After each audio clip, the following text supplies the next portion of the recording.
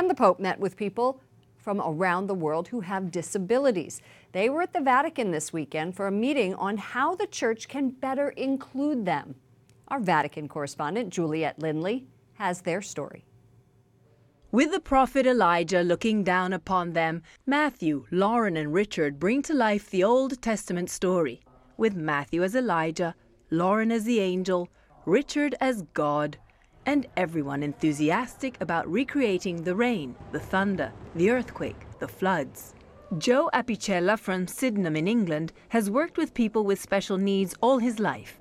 He says reenactments are very effective in bringing the Bible to life. I would say a catechesis of this nature would be important to everyone, whether they have learning difficulties or not.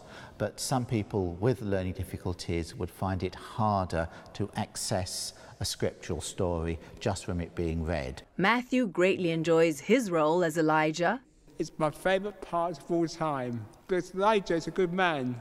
And Richard tells me he's a keen churchgoer. Go to Mass every day and say a prayer for everyone in the world. I believe in God. I always go to communion every Sunday.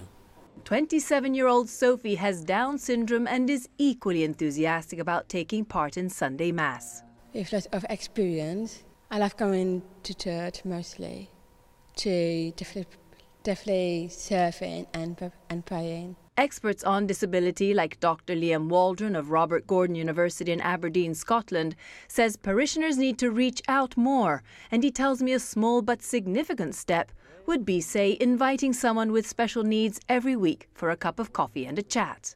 It requires perhaps a little bit of time and the generosity of people to give that time. I always think 1 hour a week.